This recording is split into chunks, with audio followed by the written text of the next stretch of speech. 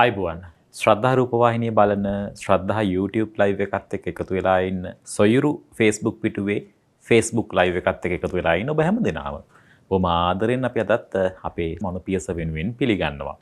අපි අද හිතුවා මේ රුධිර පාරවිලිනය සහ මේ ලේ දන් දීම සම්බන්ධ කාරණා පිළිබඳව දැනුම්වත් වෙන්න. මොකද ඒකට හේතුව මේ දවස්වල මේ රුධිර අවශ්‍යතාවක් තිබෙනවා ලේ බැංකුවට.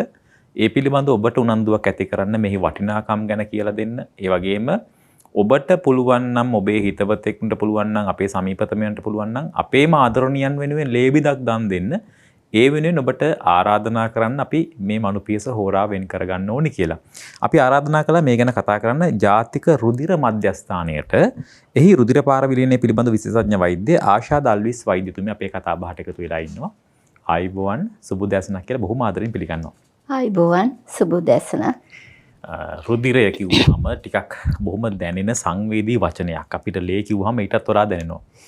මේ ඇයි මිනිස්සුන්ට මේ තරම් ලේ ඕනි? ලේ මොකටද අවශ්‍ය වෙන්නේ කියලා මම ඔබතුමීගෙන් ප්‍රශ්නේ පටන් ගත්තොත්. ඔව් ලේ නැතුව කාටවත් ජීවත් වෙන්න බෑ. මිනිසුන්ට විතරකුත් නෙවෙයි. ඔව් හැමෝටම. සත්තුන්ට හැමෝටම. අපේ ශරීරයේ සේරම අවයව වලට සෛල වලට අවශ්‍ය ඔක්සිජන් අරන් යන්නේ රතු රුධිර සෛල වලින්. ලේ වලින්.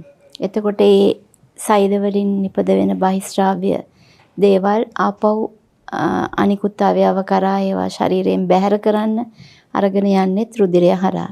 ඊට අමතරව අනිකුත් සියලු දේවල් ලවණ වර්ග වෙනත් සංඝටක සියල්ල ප්‍රවාහනය කරන්නේ මේ රුධිරය හරහා. ඒතර රුධිරය අත්‍යවශ්‍යයි හැමෝටම ජීවත් වෙන්න. අපි අර රුධිරය ගැන කතා කරද්දී රුධිර දානය ගැන කතා කරද්දී මේ ලේ දන් දීම කියන සරල වචනට එමුකෝ. ඒ ගැන කතා කරද්දී රුධිර පාරවිලීනය කියලා වචනයක් මේ කියවෙනවා. මේක මමත් දැන් ආරම්භයේදීත් කිව්වා. මේකේ තේරුම මොකද්ද? මොකද්ද මේ රුධිර පාරවිලීනය කියන්නේ? රුධිර පාරවිලීනය කියලා අපි කතා කරොත් අපි හැමෝගෙම රුධිරය එක එක ඝන වලට වෙන් වෙනවා. A B AB O කියනවා අපි.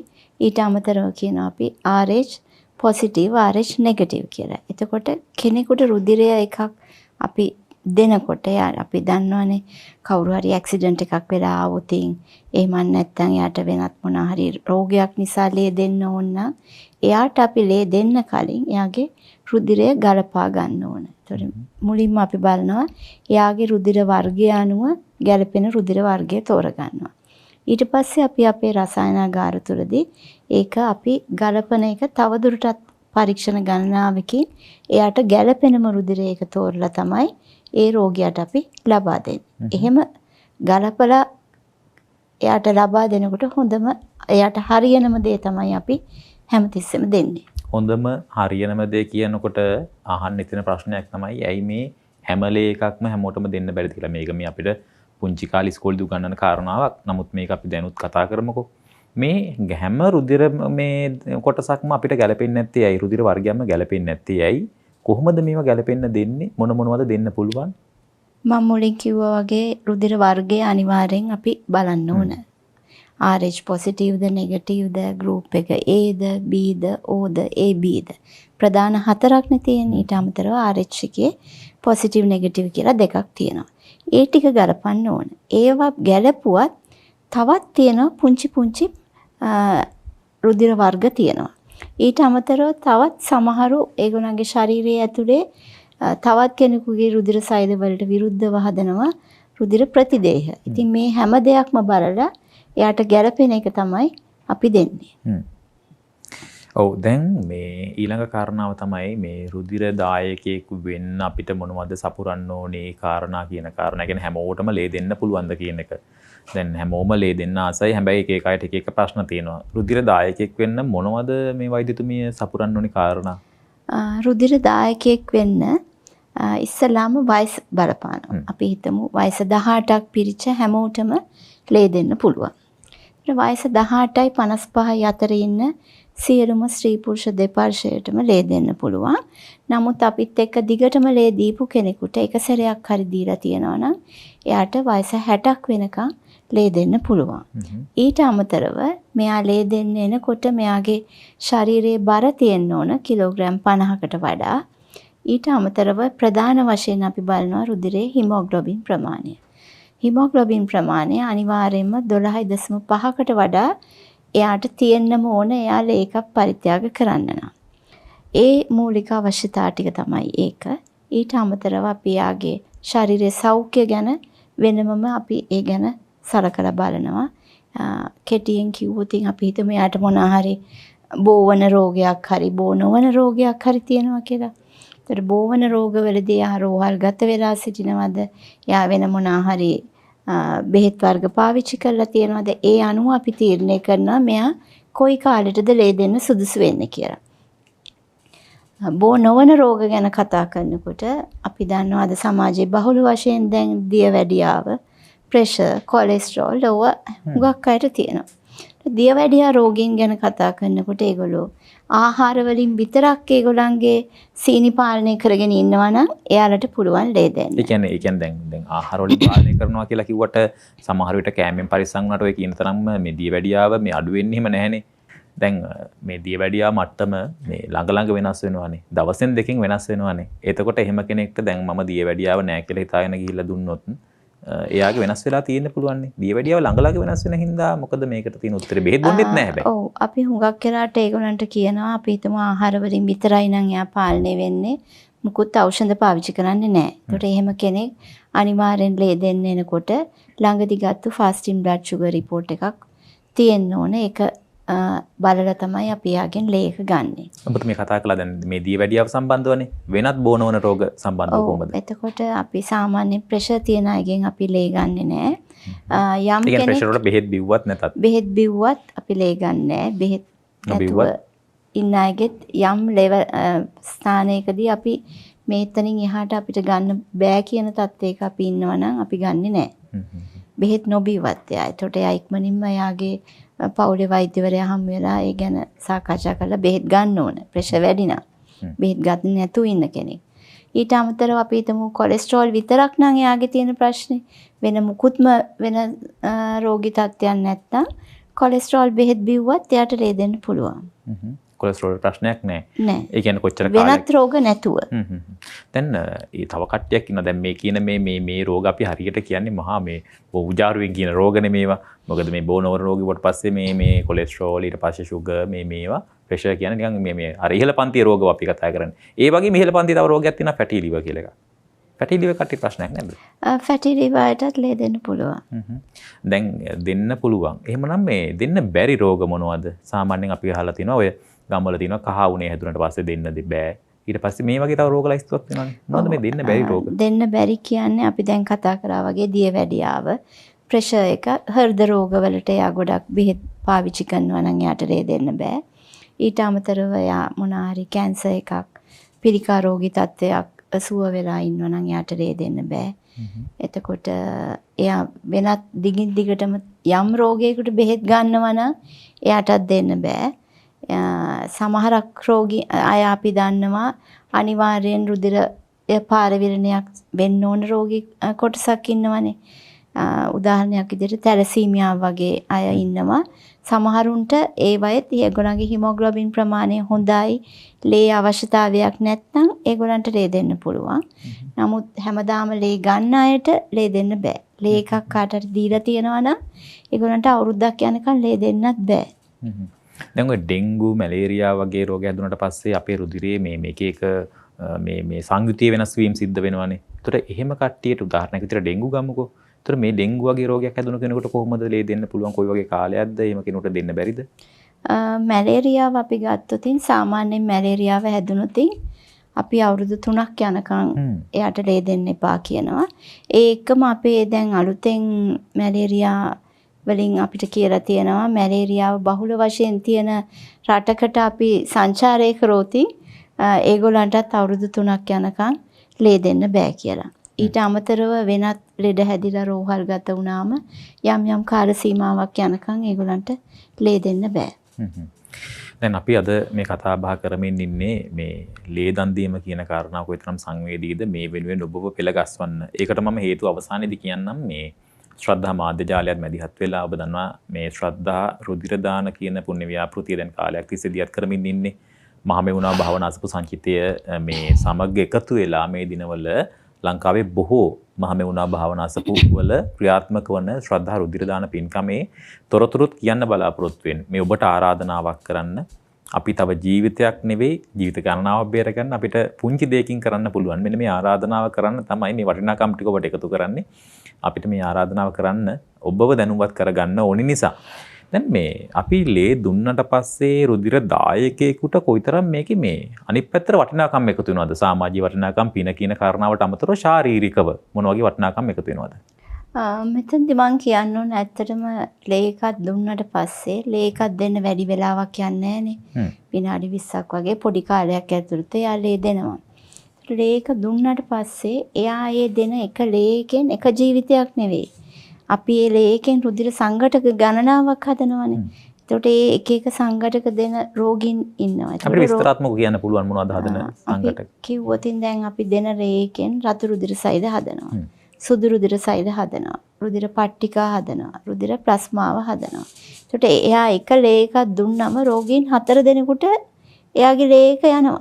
එතකොට එයා ජීවිත 4ක් බේරගත්තා කියන එයාට සතුට සහ ඒ හැඟීම ඇති වෙනවා. එතකොට පොඩි කාලයක් ඇතුළත එයා අපේ ලේ බැංකුවට ඇවිල්ලා හරි අපේ ජංගම රුධිර කඳවුරට හරි ඇවිල්ලා ලේ එක දීලා එයාට එළියට යනකොටම එයා හරි සන්තෝෂෙන් යන්නේ. මම ජීවිත 4ක් බේරගත්ත මගේ ලේ වලින් කියලා. එතකොට ඒ සතුටත් එක්ක එයා හැමදාම සතුටෙන් ජීවත් වෙන්නේ. මං හිතනවා අපි හැමෝම හැමදේම කරන්නේ අපේ සතුට වෙනුවෙන්නේ. එතකොට එයාට නිකම් මේ සතුට ජීවිත පුරාවටම එයාට තියෙනවා ඒක.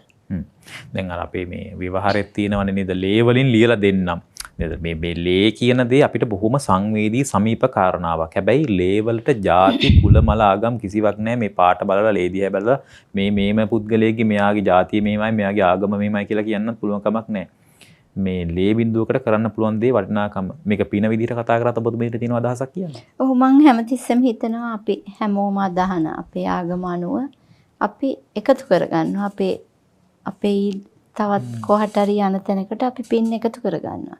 ඒක අපි හැමතිස්සෙම ඒවා අපිට මතක් වෙනවනේ. අපි කරන හොඳ දේවල් මං හිතනවා හැමෝටම ඒක දැනෙනවා ඇති ලේ දුන්නට පස්සේ. ඔව් ලේ දුන්නට පස්සේ තමයි දැනෙන්නේ.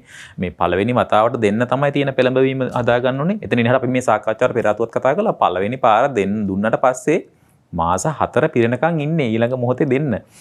තවත් ඔබතුමී මේ සාකච්ඡාවට පෙර ආතුව කියපු අදහසක් මේ මෙතනදිම අපි කතා කරලා අවසන් කරමු මේ කොටස. මේ දරුවෝ තරුණයෝ මෙන්න මේ ලේ දන් දීම පිළිබඳව යම්කිසි විදිහකින් ආකල්පයක් අපි හැදුවොතින් ඔවුන්ගේ ජීවිත හැඩගැස්වෙන පිළිබඳව හැඩගැස්වෙන ආකාරය පිළිබඳව ඔබතුමීට අදහසක් තියෙනවා. මේක අත්දැකීම් එක තියෙන කාරණාවක්. අවුරුදු 18 දී ලේ දන් දෙන්න පුරුදු කරොත් දෙමව්පියෝ මේ දරුවා වෙනුවෙන් කරන හොඳ ආයෝජනයක්.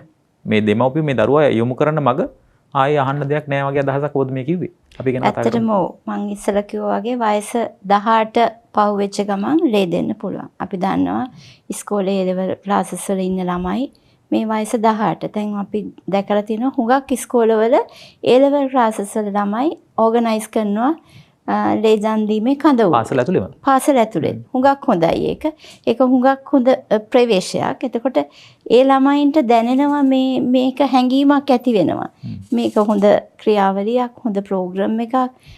එයා පටන් ගන්නවා. එයාට 18 පිරිලා නම් එයා ලේ දෙනවා.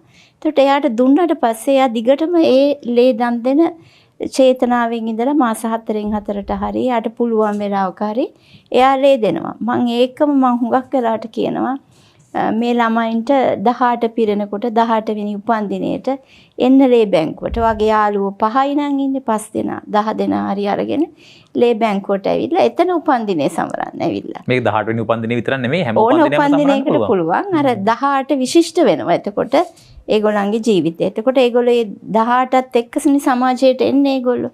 ඒත් ඒගොල්ලෝ යහපත් දෙයක් කරලා යහපත් හැඟීමෙන් තමයි ඒගොල්ලෝ ඒ සමාජයට එළියට බහින්නේ. ඒත් හැමදාම මේ ළමයි ඉන්නේ හොඳ චේතනාවකින්.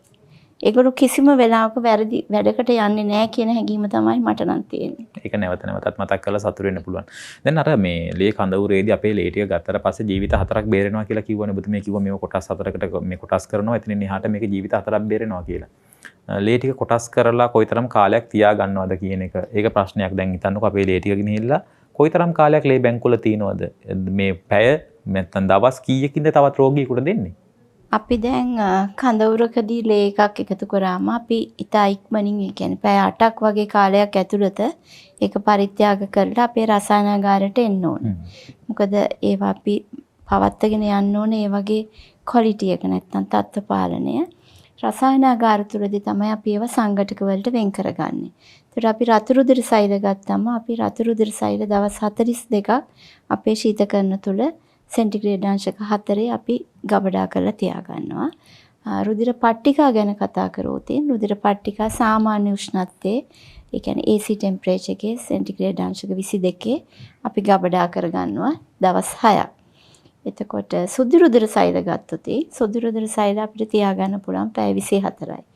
එතකොට අපේ රෝගීන්ට පිළිකා රෝගීන්ට බහුල වශයෙන් මේ සුදු රුධිර සෛල අවශ්‍ය වෙනවා. ඊට අමතරව අපි හදනවා ප්ලාස්මාව. ප්ලාස්මාව අපි අධිශීතකරණ තුල අවුරුද්දක කාලයක් අපිට ගබඩා කරලා තියාගන්න පුළුවන්. අවුරුද්දක කාලයක් තියෙනවා ඒ ඕනෑම අවස්ථාවක මේ ප්ලාස්මාව දෙන්න පුළුවන්කම තියෙන මේ කොටස් හතරෙන් කරන කාර්යය ඔබතුමී කියවනේ අර මේ සුදු රුධිර සෛල වලින් මේ පිළිකා රෝගීන්ට ලබා දෙනවා කියලා. ඇත්තටම දැන් ඒ එකක් දැන් ප්ලාස්මාවෙන් කරන්නේ මොන වගේ කාර්යයක්ද මොන වගේ රෝගීන්ටද දෙන්නේ මේක දිහා දැනුවත් වීමට වැදගත්නේ. දැන් අපි දැන් ඔන්න දැන් සුදු රුධිර මං දීපු සුදු මේ රුධිර සෛල වලින් පිළිකා රෝගියෙක් ජීවත් වෙනවා ඇති කියලා මට හිතට සතුටු වෙන්න පුළුවන් නේ. ප්ලාස්මාවෙන් මොන වගේ රෝගීන්ද ජීවත් වෙන්නේ මොන වගේ රෝගීන්ටද දෙන්නේ. රතු රුධිරයන් දෙන්න කාටද? අපි පොඩ්ඩක් මේක ගැන පොඩ්ඩක් විස්තරාත්මකව කතා කළොත්.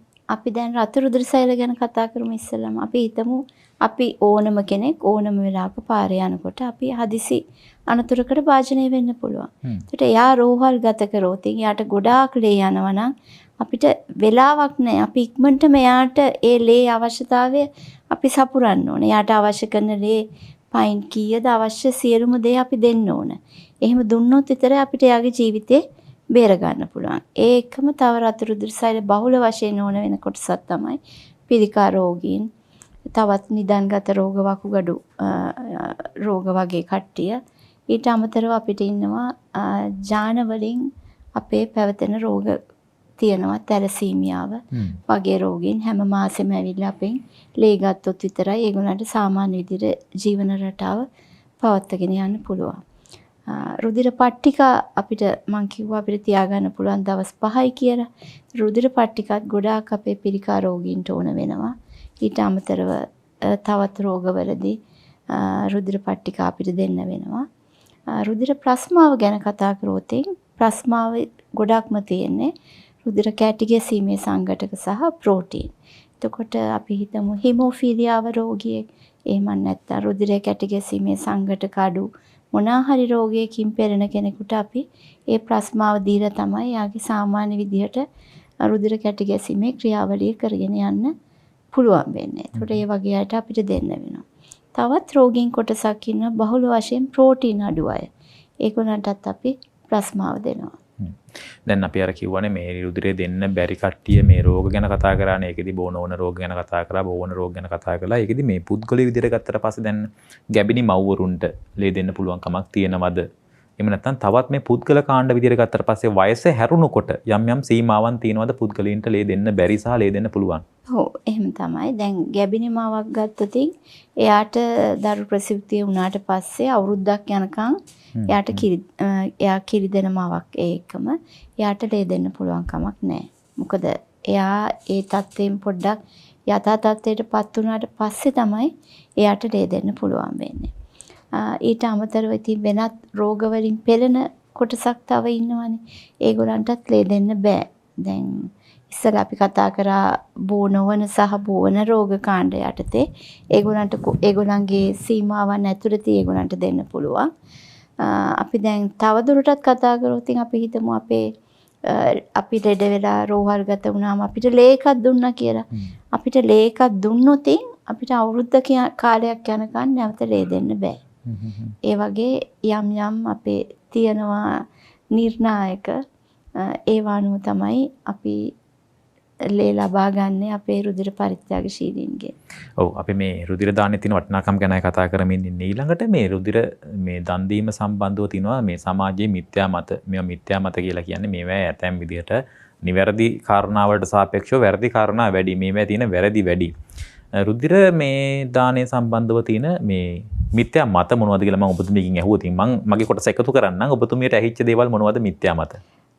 මට නම් වැඩිපුරම ඇහෙන්නේ හුඟක් මේ කට්ටිය බයයි ලේ දුන්නම මහත් වෙනවා කියලා. ඒක බයක් වගේම තව කට්ටියක් හිතන් ඉන්නවා කෙට්ටු කට්ටිය ලේ දුන්නාම මහත් වෙනවා කියලා එකකුත් තියෙනවා. ඒකේ අර නෙගටිව් පැත්ත වගේම අනිත් පැත්තට මේ පොසිටිව් පැත්තක් තියෙනවා.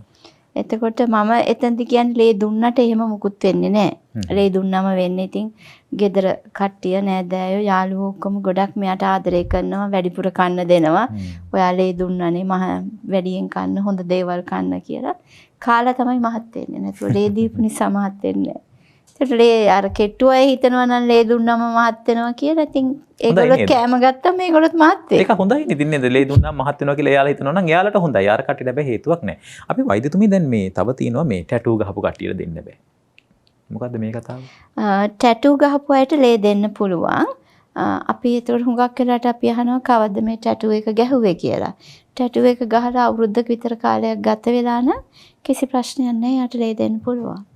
එහෙම ප්‍රශ්නයක් නැහැ. එයි මේ ටැටූ ගහපු කට්ටියට දෙන්න බැරි කියලා ඇහුවා. ඉතින් මේකේ මොකක් කරේ මේ ටැටූ එක ගහද්දි අපේ මේ ලේ ඇතුළට නැත්නම් අපේ සංයුතියේ වෙනසක් සිද්ධ වෙනවද නැත්නම් යම් විදියක රෝග බෝ වීමේ ඉඩ කඩක් තියෙන හින්දාද? ටැටූ එකක් ගහන ක්‍රමය අනුව යම් රෝග බෝ වීමේ හැකියාවක් තියෙනවා.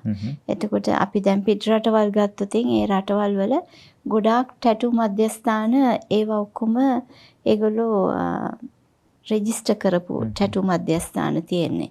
ඒ කියන්නේ හැම සුදුසුකම් සපුරන ලද. සපුරන. ඒගොල්ලෝ හැම වසරකම ඒවා ගිහිලා පරීක්ෂාවට ලක් කරලා ඒගොල්ලන්ගේ සහතිකයක් දෙනවා මේ මධ්‍යස්ථානය ටැටූ ගහන දේ කරගෙන යෑමේ හැකියාවක් තියෙන මධ්‍යස්ථානයක්. ඒකෙන් කාටවත් ඒ කියන්නේ රෝග බෝ වීමේ හැකියාවක් අනතුරක් වීමේ හැකියාවක් නැහැ කියලා සහතිකයක් දෙනවා. නමුත් අපේ රටේ මම දන්න පරිදි කිසිම ටැටූ මධ්‍යස්ථානයකට ඒ වගේ සහතික දීලා නැහැ. අපේ එහෙම සහතික නිකුත් කරන ආයතනයකුත් නැහැ ටැටූ මධ්‍යස්ථාන වලට. ඉතින් ඒක නිසා අපි හැමතිස්සෙම අපි ලේකක් දෙන්නේ අපි රෝගියෙකුට. එතකොට අපේ යුතුයකම තමයි අපි රෝගියාට දෙන්න ඕන ආරක්ෂිත ලේ එකක්. එතකොට ඒ ආරක්ෂිත ලේ එක හැමතිස්සෙම හරි විදිහටම කරන්න තමයි අපි මේ නිර්ණායක හදාගෙන තියෙන්නේ. එතකොට අපි හිතනවා වසරකට පස්සේ ඒගොල්ලන්ට පුළුවන් ටැටූ එක ගහලා ලේ දෙන්න. එතකන් දෙන්න බෑ. අපි මේ ලේ දෙනකොට අපේ ඇඟේ ලේ අඩු වෙනවද කියන ප්‍රශ්නේ දැන් මේ ලොකු ප්‍රමාණයක් දුන්නට පස්සේ මේවායි හැදෙනවද කියලා කෙනෙක්ට හිතෙන්න පුළුවන් නේ. කොහොමද හැදෙන්නේ මේ තරම් ලේ එහෙම හැදෙනවද ඇඟ ඇතුලේ? ඔව් ඒක ගැන එච්චර බරපතල විදියට හිතන්න එපා. අපි දැන් ලේ එකක් දුන්නම අපි ඒකේ තියෙනවානේ මං කියවනේ සෛල තියෙනවා ප්ලාස්මාව තියෙනවා කියලා. දැන් මේ ප්ලාස්මාව කොටස අද ඔයා ලේ දුන්නොත් පැය 24ක් ඇතුළත ඒ ප්ලාස්මාව කොටස සම්පූර්ණ තත්ත්වයටපත් වෙනවා. පැය 24න්. පැය 24ක් ඇතුළත. ඊට පස්සේ අපි ගත්තොත් රුධිර සෛල යථා තත්ත්වයටපත් වෙන්න සාමාන්‍යයෙන් සති 3ක විතර කාලයක් ගත වෙනවා. අපි දැන් ලේ එකක් දෙනකොට අපේ ඇඟේ තියෙන යකඩ කොටස් ගොඩක් අඩු වෙනවා. ඒතර අපේ යකඩ තියෙන ඒ ගබඩා වෙලා තියෙන ස්ථානවල යකඩ ආපහු යථා තත්ත්වයට අපිට ඒ විදියට ගබඩා වෙන්න අවශ්‍යතාවය සපුරා ගන්න ප්‍රමාණයට සරිලන්න තව මාස 3ක විතර කාලයක් ගත වෙනවා. ඒක නිසා අපි හැමතිස්සෙම අපේ පරිත්‍යාගශීලියෙක් ලේ දුන්නම අනිවාර්යයෙන්ම අපි මාස 4කට පස්සේ තමයි එයා නැවත ලේ දෙන්න සුදුසුයි කියලා කියන්නේ. ඒක තමයි මාස 4කට සැරයක් ලේ දෙන්න කියලා අපිට කියන්නේ. අපි මේ ශ්‍රද්ධා රුධිර දාන පින්කම පවත්වන මේ දවස්වල ඒකට සමගාමීව බොහෝ මහමෙවුනාව භාවනා අසපුවල මේ ශ්‍රද්ධා රුධිර දාන පින්කමේ ව්‍යාපෘති පැවැත්වෙනවා. දැන් ඔබට ආසන්නතම මහමෙවුනාව භාවනා අසපුවෙන් බහලා බලන්න ඔබටත් පුළුවන්කම තිබෙනවා මේ පිනෙහි කොටස්කරුවෝ වෙන්න නේද? මහා පිනක් මේ සම්බන්ධව අපිට කියන්න නේද? වචන මදි මේ සම්බන්ධව. මොකද ජීවිත ගණනාවක් Tamanට බොහොම කෙටි කාලයකින් බොහොම පහසු දෙයකින් බේරන්න පුළුවන් කමක් තියෙන නිසා ඔබට මේක ගැන දැනුවත් වෙන්නත් පුළුවන්. අපි මතක් කරන්නම් මේ වැඩසටහන අවසානයේදී මේ ඉදිරි දිනවලදී කොහොමද සංවිධානය වෙන්නේ මොන මහමෙවුනාව භාවනා අසපුවලද කියන කාරණාව නිරන්තරයෙන් මේ ගැන අපි මහමෙවුනාව භාවනා අසපුව මේ වල සංවිධාන වන මේ පින්කම් පිළිබඳව ශ්‍රද්ධා රූපවාහිනියේ ඔබට තොරතුරුත් කියනවා. අපි අද කතා කරමින් ඉන්නේ ජාතික රුධිර මධ්‍යස්ථානයේ රුධිර පාරවිලීනය පිළිබඳව විශේෂඥ වෛද්‍ය ආශාද අල්විස් වෛද්‍යතුමියත් එක්ක. දැන් අපි මේ අර කිව්වනේ මේ රුධිරය සම්බන්ධ රුධිර දානය සම්බන්ධව මේ රුධිර දන් දීමේදී පිළිනා කියලා මිත්‍යාමත ප්‍රමාණයක්. දැන් තවත් අදහස් ගණනාවක් තියෙනවා. මේ අදහස් වලට බය වෙන්නේ නැතුව ඇයි අපි රුධිරය දන් දෙන්න ඕනේ? මොකද්ද මේ දැන් රුධිරය කියන දේවල් මේ රුධිරය කියන මේ නිර්මාණය ලෝකේ මොනතරම් තාක්ෂණික හරි වෛද්‍ය හරි අපි හඳටත් ගියා. තව දැන් මේ තියෙන මොන දියුණුව වුණත් අපිට මේක රුධිරය හදා ගන්න බැරි, රොලේ ටික හදා ගන්න බැරි වුණා. මේ රසායන සංයුතිය හදා ගන්න බැරි වුණා. මෞගිරිය හදා ගන්න බැරි වුණා. ඒ හදා ගන්න බැරි වුණා. ඇයි මේ තරම් වටින්නේ රුධිරය? රුධිරය හදාගන්න බැරි නිසා තමයි මෙච්චර මේක වටින්නේ. ඒක මං හිතනවා අනිවාර්යයෙන්ම පරිත්‍යාගශීලියෙක් ඇවිල්ලා ඒ රුධිරය දාණය දුන්නේ නැත්නම් තව කෙනෙකුට ජීවත් වෙන්න බෑ. එයාගේ ඒ වෙලාවට එලේක දුන්නේ නැත්නම් එයාට හිතා ගන්න බෑ ඒ වෙලාවේ මොකද වෙන්නේ කියලා. සමහර විට ඒ නිසාම මිය යන්න ඉඩ තියෙනවා. අනිවාර්යයෙන්ම අනතුරකට ලක් වෙලා එන අය. එතකොට පිළිකා රෝගීන්, දරු ප්‍රසූතියකදී අම්මලා ඒ වෙලාවේ මේ ලේක දුන්නේ නැත්නම් එයාගේ ජීවිතේ බේර ගන්න අපිට බෑ. ඉතින් කවුරු හරි අපි හැමතිස්සෙම අපි කියනවානේ පරිත්‍යාග කරන්න කියලා. මේ කියන්නේ තවත් කෙනෙකුගේ ජීවිතේ බේර ගන්න අපි. එතකොට ඒ විදිහට තවත් කෙනෙක් නෙවෙයි 4 දෙනෙක් නේද? 4 දෙනෙකුගේ ජීවිතේ බේර ගන්න. ඒත් ඒගොල්ලෝ ඇවිල්ලා ලේ දුන්නේ නැත්නම් අපිට කොහෙවත් ගිහිල්ලා ලේ එකක් මිලදී ගන්න බෑ. කාට වුණත්. වෛද්‍යතුමිය තවත් කාරණාවක් අපි වගේ රටක තියෙන විශේෂම කාරණාව තමයි අද කිව්වොත් ලේ අඩුයි කියලා හෙට ඉන්නවා දහස් ගාණක් ලේ දෙන්න බලාගෙන. එතනටත් අර ಜಾති ආගම් ભેද කිසිවක් නැහැ. යුද්ධ කාලේ ඔබතුමීට අපිට වඩා අත්දැකීම් මතක ඇති.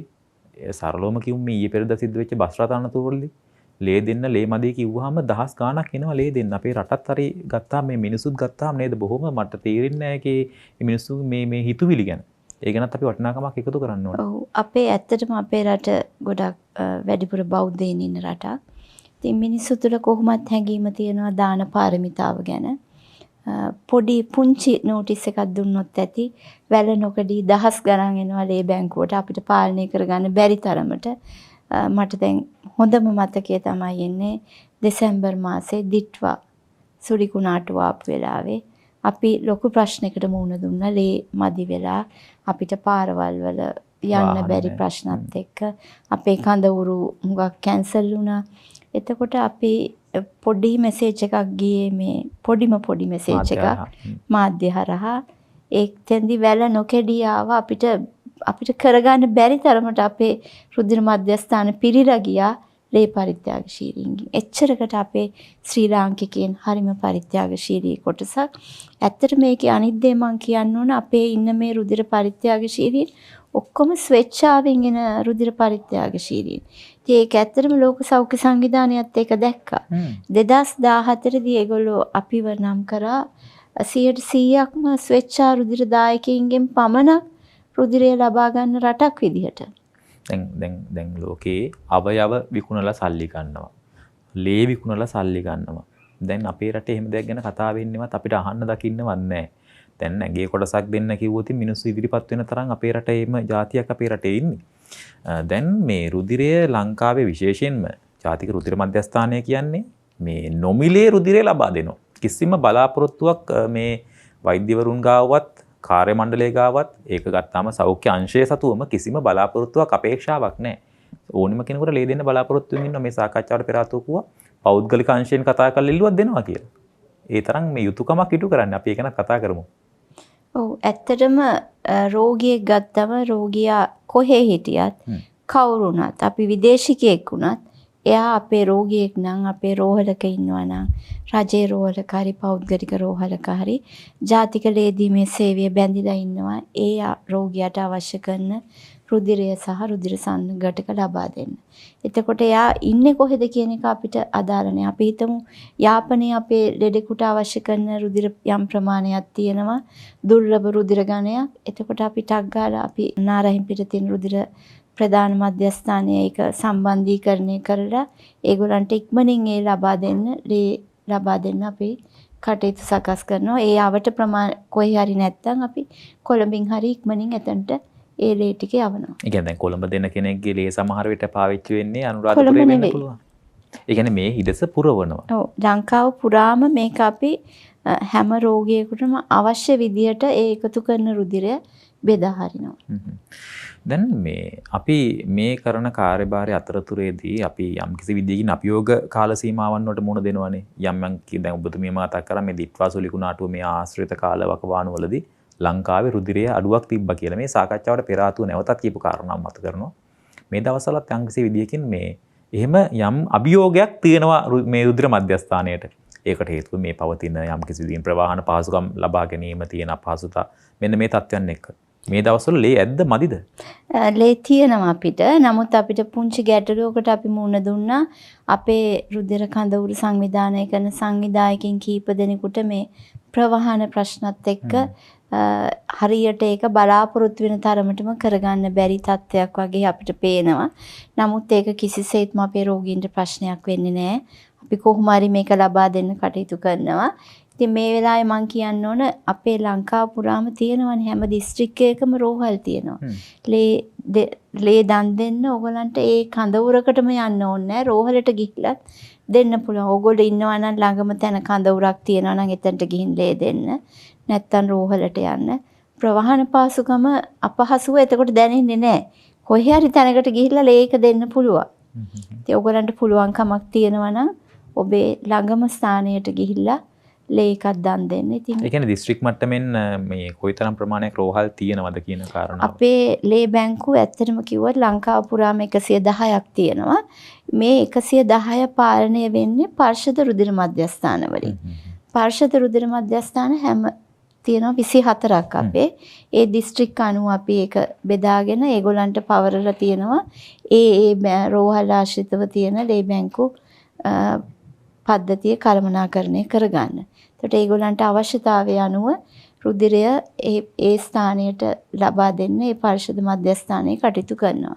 එතකොට ඒ පරිශුද්ධ මධ්‍යස්ථානයකට හරි සාමාන්‍ය මූලික රෝහලක තියෙන ලේ බැංකුවකට හරි ගිහිල්ලා ලේ දෙන්න පුළුවන් ඕන කෙනෙකුට. ඔව් දැන් ඊළඟ කාරණාව තමයි මේ පහුගිය කාලවල තිබුණා මේ රුධිර දායකයින්ට යම් යම් වටිනාකම්. උදාහරණයක් විදිහට බෙහෙත් පොලිමේදී මෙයාලා පොලිමේ ඉන්න ඕනේ නැහැ කියන කාරණා. ඊට පස්සේ තමන්ගේ රෝගියෙක් තමන්ගේ සමීපතම ඥාතියෙක් රෝහලේ ඉන්නව නම් රුධිර අවශ්‍යතාවයක් තියෙනවා නම් තමන්ට පුළුවන් ඉදිරිපත් වෙන්න මම රුධිර දායකයෙක් තමන්ගේ රෝගියාට ලේ දෙන්න කියලා. ඒ වගේම කාලයක් තිබුණා ඔබතුමීටත් අපිට වඩා මතක ඇති තමන්ට තමන්ගේ රෝග නැත්නම් තමන්ට ලේ අවශ්‍යතාවයක් තියෙනවා නම් තමන්ගේ ඥාතියෙක් රෝහලට ගෙනලා ලේ දෙන්න ඕනේ කාලයක් තිබුණා. ඒ කියන්නේ තමන් වෙනුවෙන් ලබා දෙන රෝහලෙන් ලබා දෙන ලේ ප්‍රමාණය තමන්ගේ ඥාතියෙක් හෝ නැත්නම් සමීපතම කරා ලේ ලබා දිය යුතු කාලයක්. ඒ දේවල් දැන් නැහැ. ඔව් මම දැන් ඔයාලට ඉස්සරත් ඔයගලන්ට මතක් කරා 2014 දී ඇත්තටම ලෝක සෞඛ්‍ය සංවිධානය හඳුනාගත්ත ශ්‍රී ලංකාව 100%ක්ම ස්වේච්ඡාවෙන් ලේ දෙන රෝග පරිත්‍යාගශීලීන් සිටින රටක් විදියට. ඊට ඉස්සර තිබුණා ඇත්තටම කාගේ හරි දැන් මම මේ සේවයට එකතු වෙන කාලේදී ඒ වගේ තත්ත්වයක් තිබුණේ. රෝගියෙක් ඉන්නවා නම් කාගේ හරි රෝහලේ එයාට ශල්‍ය කර්මයක් තියෙනවා නම් අනිවාර්යයෙන්ම ලේ එකක් ගිහිල්ලා ලේ බැංකුවට දුන්නොත් තමයි ශල්‍ය කර්මය වෙන්නේ. එහෙම නැත්නම් වෙනත් අවශ්‍යතාවයකට ලේ එකක් හදිස්සි හරි ලෙඩාට දුන්නොත් එයාව ගෙදර යවන්නේ ලේ එක අපහු දෙනකම්. ඉතින් දැන් එහෙම එකක් නැහැ. මම ඉස්සෙල්ලා කිව්වා වගේ ලංකාව පුරාම ඉන්න ඕනම රෝහලක ඉන්න ඕනම රෝගියෙකුට ලේ දෙන්න ජාතික ලේ දීමේ සේවය බැඳිලා ඉන්නවා. ඉතින් අපි හැමතිස්සෙම දවස් ගානේ කඳවුරු පවත්වගලා ලේ එකතු කරලා මේ රෝගීන්ගේ අවශ්‍යතාවය සපුරා ගන්න තමයි අපි හැමතිස්සෙම උත්සාහ කරන්නේ. ඔව් ඊළඟ කාරණාව තමයි දැන් ලේ දුන්නු කෙනෙක් කොහොමද පරිස්සම් වෙන්න ඕනි පරිස්සම් වෙන්න ඕනිද කියන කාරණාව. ওই තරම් අවධානමක් නැහැ කියලා දැන් ඔබතුමිය කිව්වා. නමුත් රුධිර දානය නැත්නම් මේ රුධිර දායකයෙක් වුණාට පස්සේ Taman ලේ දන් දුන්නට පස්සේ කොහොමද Tamanගේ මේ දිනදා ජීවිතේ කටයුතු කරන්න ඕනි සහ විශේෂ ආහාර වර්ග ගන්න ඕනිද නැත්නම් මේ ජීවන රටාව වෙනස්කම් කරගන්න ඕනිද? අවදානමක් නෑම කියලා මම කියන්නේ. චූටි අවදානමක් තියෙන්න පුළුවන්. එදා දවස ඇතුළත එයාට පොඩි අපහසුතාවයක් දැනෙන්න පුළුවන්. ඒතකොට ලේ දන් දුන්නට පස්සේ අපි කියනවා එදා දවසේ හොඳට දියර ಜಾති පානය කරන්න. එතකොට අර සංකූලතා මග හැර ගන්න පුළුවන්. ඒකම පොඩක් විවේකීව ඉන්න ඕන. ගොඩක් මහන්සි වෙන වැඩ එදාට කරන්න බෑ. සාමාන්‍ය විදියට ජීවන රටාව පවත්වාගෙන යන්න ඕන. අපි උදාහරණයක් විදිහට ගත්තොත් අපි හිතමු යා රියදුරෙක් කියලා බස් රථ රියදුරෙක් කෝච්චියක් යලවන කෙනෙක්. ඒ වගේ කෙනෙක් එදාට ඒ රස්සාවට යන්න බෑ. මොකද එයාට මොනවා හරි අපහසුතාවයක් දැනුනොත් එයා තවත් අයගේ ජීවිතය එයාගේ අතේ තියෙන්නේ. ඒකට ඒක නිසා ලේ දුන්නට පස්සේ එයා පොඩ්ඩක් විවේකීව ඉන්න ඕනේ. කොයි වගේ කාලයක්ද දවස් කීපයක්? එදා දවසේ විතරයි. දුන්නට පස්සේ එදා එයා විවේකයෙන් හිටියට ඉන්න එක තමයි හොඳම දේ. ඔය උඩ වැඩ කරන කට්ටිය අපි හිතමු මේසන් බාස් කෙනෙක්, ලිෆ්ට් ඔපරේටර් කෙනෙක්, ඒ වගේ අයත් එදාට රස්සාවට යන එක එච්චර සුදුසු නෑ. අනිත් සාමාන්‍යයට සාමාන්‍ය විදියට කටයුතු කරන්න පුළුවන්. අනිත් එක තමයි ඔය ගොඩක් අපේ ජිම් තියෙනවා. එතකොට එදා දවසට පොඩ්ඩක් ඒ ව්‍යායාම කටයුතු එහෙම කරන්න නැතුව පොඩ්ඩක් විවේකීව ඉන්න ඕන. ඊළඟ කාරණාව තමයි දැන් මේ දන් දෙන්න ආසා කෙනෙක් ඉන්නවනේ, කැමති කෙනෙක්. එයාට එයාගේ දැන් ජීවන පුරුද්දට මේක හොඳ අවස්ථාවක් යහපත් දේවල් එකතු කරගන්න. උදාහරණයක් කියමුකෝ. මත්පැන් නැත්තම් මත් වතුර මේ දේවල් පාවිච්චි කරපු කෙනෙක්, එහෙම නම් දුම්පානය කරපු කෙනෙක්ට ටිකක් තමන් කරන දාණයට වටිනාකමක් එකතු කරන්න පුළුවන් නේද? තමන්ගේ ජීවිතේට අනිත් පැත්තෙන් එනවනේ වක්‍රාකාරව යහපත. මම කියන්නේ අපේ ජීවන චක්‍රය වෙනස් කරගන්න පුළුවන් නේද මේ හරහාම? තමන් මෙන්න මෙහෙම කෙනෙක්. දැන් මේක සංඛ්‍යාත්මකව තියාගන්න පුළුවන් නේ. මම දැන් 5 පාරක් දීලා තියෙනවා. මම දැන් 20 පාරක්. මම දැන් 50 පාරක්. ඕක හරි අභිමාණයෙන් අපි කතා කරන්නේ රුධිර මේ අපි දීපු ප්‍රමාණය ගැන. අර වක්‍රාකාරයෙන් තමන්ට පොඩි ලාභයක් එකතු කරගන්න පුළුවන් නේද? ඔව් දැන් අපි ඉස්සෙල්ලත් කතා කරානේ දැන් කට්ටිය මං ජීවිත 4ක් බේර ගන්නවා කියන්නේ එයා ලොකු අභිමානයක් නේද? ඔව් එයා නිහඬ විරුවෙක් වගේ කෙනෙක් නේ. යුද්ධෙටම යන්න ඕනේ එයා වීරයෙක් වෙන්න නේ. එතකොට ලේ දුන්නා. දැන් ඔයා ඉස්සෙල්ලා කතා කරා මේ යුද්ධ කාලේ ගැන. යුද්ධ කාලේදී අපේ සෙබළු යුද්ධෙට යනකොට අනිත් පැත්තේ මිනිස්සු ලේ එකතු කරලා සෙබළුන්ට විතරක් නෙවෙයි ඒගොල්ලෝ ලේ දුන්නේ. යාපනයේ ජනතාවටත් ලේ දුන්නා. ඒ කාලේ යාපනයේ ලේ එකතු කරේ නැහැ. නමුත් යාපනයේ දිස්ත්‍රික්කයේ ඒ පැත්තටම අවශ්‍ය රුධිරය මට මතකයි එයා ලිෆ්ට් කරා ගොඩක් වෙලාවට. ඉතින් ඒ රෝහලට ඒ කියන්නේ විරුද්ධවාදීන්ටද හැමෝටම ලේ දුන්නේ සාමාන්‍ය අපේ ජනතාව. එතකොට අපේ මිනිස්සු හැමතිස්සෙම පරිත්‍යාගශීලී කියනවා වගේ. ඒගොල්ලෝ පින් එකතු කරගන්නවා. හරි අවශ්‍යතාවය අනුව හැම දෙයක්ම කරනවා. සාමාන්‍යයෙන් ඔයගොල්ලෝ දැකලා තියෙනවා අපි දන්නවනේ ගම් වතුරක් ආවත් ඉක්මනට බඩු ටික එකතු කරලා මිනිස්සුන්ට දෙනවනේ. ඇඳුම් ටික පවා අපි එකතු කරලා දෙනවා. එච්චරකට ලාංකික ජනතාව හරිම පරිත්‍යාගශීලී. එතකොට ඕනම වෙලාවක ඒගොල්ලෝ බලනවා තව කෙනෙකුට උදව්වක් කරන්න. එතකොට මේ උදව් කරනකොට නිකම්ම යහපත් සිතුවිලි නැති වෙන්නේ. ඒකට එයා හැමදාම ඉන්නේ හොඳ කෙනෙක් විදියට. නරක වැඩ කරන කෙනෙක් වුණත් ඉක්මනට අර පැත්තට යමු වුණාම එයා ඒ වැඩවලින් මග ඇරලා ඒ හොඳ දේවල්ම කරනවා. දැන් අර මේ සුපිරි වීරයෙක් වෙන්න හොඳ අවස්ථාවක්. ඒ කියන්නේ නිහඬ සුපිරි වීරයෙක්. ජීවිත ගණනාවක් බේරන්න මේ බොහොම පහසුවෙන් බොහොම හෙමින් බොහොම නිහඬව කරන්න පුළුවන් අවස්ථාවක්. විනාඩි 20කින් මේ වීරයෙක් වෙන්න පුළුවන්. කරන්න පුළුවන් කමක් තියෙනවා. සුපිරි වීරයෙක් වෙන්න ඔබේ දරුවන්ට ඔබ පෙළඹවීමක් හදනවනම් අර නේද කාටුන් චරිත පෙන්නලා එහෙම නැත්නම් චිත්‍රපටි පෙන්නලා මේ ඔහු වීරයෙක් කරන්න ඕනේ නැහැ. පුළුවන් නම් මෙහෙම මෙන්න මේ වගේ උනන්දුවක් හදන්න. අපිට බැරිද මේක මේ මං කියන්නේ මේ සම්බන්ධව දැන් ඇත්තටම අපි මේකට ලොකු උනන්දුවක් වෙන්න ඕනේ නැත්නම් අපි කියන වගේ මේ අපේ රටේ මේ සම්බන්ධව ලොකු උනන්දුවක් ඇත්තටම තියෙනවා. අපිට මෙන්න මේ අවශ්‍යතාව ඇතිවන අවස්ථාවවල මේ අඩුපාඩුව පියව ගන්න පොඩි මාධ්‍ය දැන්වීම් ටිකක් මාධ්‍ය හරහා පණිවිඩ ටිකක් විතරයි දී ගන්න පුළුවන්කම තියෙන ආකල්පවල අපේ ලොකු සංවර්ධනයක් තියෙනවා. ඇත්තටම මම ඉස්සර කිව්වා වගේ දැන් අර පාසල් වල ඒ ලෙවල් පන්ති වල ළමයි ඒගොල්ලන්ගේ ප්‍රොජෙක්ට් එකක් විදියටත් මේ රුධිර කඳවුරු සංවිධානය කරනවා. එතකොට ඒගොල්ලන්ට හොඳ ආකල්ප එතනින්ම ඉස්කෝලෙන්ම එළියට එන්නේ ඒගොල්ලෝ ඒවත් එක්ක. ඉතින් ඒව ඉදිරියට පවත්වාගෙන යනකොට නිකම්ම අපේ ඒ ළමයි ලොකු කවදා හරි අපේ පුරවැසියෝනේ අපේ. එතකොට ඒගොල්ලෝ ඒ හැමදාටම ඒ හොඳ පුරවැසියෝ විදියට ඒ රටේ ජීවත් වෙනවා. අවසාන වශයෙන් අපේ මේ ජාතියට අපේ සමස්ත සමාජයට තියෙන්නේ මොන වගේ වගකීමක්ද වගවීමක්ද මේ රුධිර දාණය සම්බන්ධව? මම හිතනවා හැම පුරවැසියෙකුගේම යුතුයකමක් ලේ දන් දෙන එක. එක්වරක් ඕනේද? එක්වරක් ඕ. දැන් අපි වෙනත් රටවල් දිහා බැලුවොත් ඒ රටවල් වල නායකයින් පවා ලේ දන් දෙනවා. නායකයා ලේ දන් දෙනකොට අනිවාර්යෙන්ම අනිත් අය ඒකට පස්සෙන් එනවා. දැන් ඔෆිස් එකක වුණත් බලන්න එක්කෙනෙක් දෙනකොට කට්ටියටම දෙන්න හිතෙනවනේ.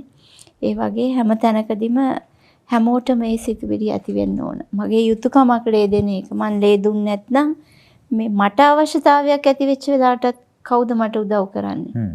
අපි හැමෝම පරිත්‍යාගශීලී වුණොත් තමයි මේක අපිට දිගට පවත්වාගෙන යන්න පුළුවන්. ඔව්. අපි අද දවසේදී මේ මනුපිය සහරහා ඔබව දැනුම්වත් කරන්නට හේතු වුණේ ශ්‍රද්ධා රුධිර දාන පින්කම මේ දවස්වල පැවැත්වෙනවා මහමෙවුනා භාවනා අසපු සංචිතයේ අසපු ගණනාවක් මේ තුල අපි මේ ගැනත් කියන්න ඕනේ මේ වටිනාකම ගැන කියන්නත් ඕනේ. ඒ වගේම ඔබව යම් කිසි විදියකින් ඔබට ආරාධනා කරන්න ඕනේ. ඔබට මේ පිළිබඳව කැමැත්තක් ඇති කරන්න උනන්දුවක් ඇති කරන්න ඕනේ. අපි මේ දැන් මේ ලැබෙන 21 වෙනිදා සෙනසුරාදා තියෙනවා බෝවත්ත මහමෙවුනා භාවනා අසපුවේ රුධිර දාන පින්කමක්. ඔබට පුළුවන් සහභාගී වෙන්න. දැන් ලැබෙන 21 කියන්නේ ඇත්තටම හෙට තියෙන බෝවත්තේ පුළුවන් කට්ටිය යන්න පුළුවන් විදිහට සහභාගී වෙන්න. ඇත්තටම ප්‍රවාහන පහසුකම් යම් අපහසුතා තියෙනවා. ඔබට පුළුවන් නම් ළඟ කෙනෙක් නම් බෝවත්තට හෙට යන්න. 29 වෙනිදා තියෙනවා ආයිත් මහමෙවුනා භාවනා අසපුව. ඒ වගේම අප්‍රේල් මාසේ 11 වෙනිදා තියෙනවා කඩුවෙල මහමෙවුනා භාවනා අසපුව. ඒ කියන්නේ මේ ශ්‍රද්ධා මාධ්‍ය ජාලයේ පිහිටි මේ අපි ඉන්න මේ මහමෙවුනා භාවනා අසපුවේ. ඒ වගේම නැවතත් අප්‍රේල් මාසේ 13 වෙනිදා තියෙනවා මාළඹේ මහමෙවුනා භාවනා අසපුවේ. ඒ වගේම ආපහු තියෙනවා ගම්පහ මහමෙවුනා භාවනා අසපුවේ අප්‍රේල් මාසේ 4 වෙනිදා. ආයිත් බුත්තල මහමෙවුනා භාවනා අසපුවේ තියෙනවා අප්‍රේල් මාසේ 11 වෙනිදා. ඒ කියන්නේ මේ කඩුවෙල තියෙන දවසේමයි. ඒ වගේම අම්පාර මහමෙවුනා භාවනා අසපුවේත් අප්‍රේල් මාසේ 11 වෙනිදා තියෙනවා. ඒ වගේම අප්‍රේල් මාසේ 5 වෙනිදා තියෙනවා කාන්තලේ මහමෙවුනා භාවනා අසපුවේ. ඒ වගේම කහටගස් දිගිලේ මහමෙවුනා භාවනා අසපුවේ තියෙනවා අප්‍රේල් මාසේ 25 වෙනිදා. මහියංගන මහමෙවුනා භාවනා අසපුවේ තියෙනවා අප්‍රේල් මාසේ 5 වෙනිදා. කුණ්ඩසාලේ මහමෙවුනා භාවනා අසපුවේ තියෙනවා අප්‍රේල් මාසේ 26 වෙනිදා. මිහින්තලේ මහමෙවුනා භාවනා අසපුවේ තියෙනවා අප්‍රේල් මාසේ 5 වෙනිදා. නිකන් මේ දින ටික ඔබට කිව්වට පස්සේ අප්‍රේල් මාසේ 5 25 11 වෙනිදා මෙන්න මේ වගේ දවස්වල ලංකාවේ බොහෝ මහමෙවුනා භාවනා අසපුවල මේ ශ්‍රද්ධා රුධිර දාන පින්කමට අදාළව මේ රුධිර දාන පින්කම් පැවැත්වෙනවා. ඔබට සහභාගී වෙන්න පුළුවන්, කොටස්කරුවෝ වෙන්න පුළුවන්. මේ ආරාධනාව කරන්නේ අපි එක ජීවිතයක් නෙවෙයි ජීවිත 4ක් බේරන්න විනාඩි 20ක නේද වෛද්‍යතුමිය? විනාඩි 20ක පුංචි කැපකිරීමක් කරන්න තියෙන්නේ. සුපිරි වීරයෙක් වෙන්න මේ ඔබට මහා දේවල් කරන්න ඕනේ නෑ. ඔබේ දරුවාට, ඔබේ පවුලේ ඉන්න ඔබේ යාළුවාට, සමීපතමයාට මේ ආකල්පය ඇති කරන්න ඒක ඔබටත් ලොකු පිනක්. අපි මේ කොටස්කරුවෝ වෙමු කියන ආරාධනාව මතක් කිරීම කරනවා. ගොඩක් ස්තුතියි. ජාතික රුධිර මධ්‍යස්ථානය නියෝජනය කරමින් රුධිර පාරවිලීනය පිළිබඳව විශේෂඥ වෛද්‍ය ආශාද අල්විස් වෛද්‍යතුමියයි අපේ කතා බහට අද එකතු වුණේ. ගොඩක් ස්තුතියි ඔබතුමීට. ස්තුතියි අපිට ආරාධනා කරාට. ඔබට යහපත් වූ හෙට දවසක්. මෙවැනි වටිනා ඔවදන් සහ දැනුම් සම්භාරයක් රගත් නවතම වීඩියෝ නැරමීම සඳහා ඔබත් දැන්ම සොයුරු YouTube චැනලේ සබස්ක්‍රයිබ් කරන්න.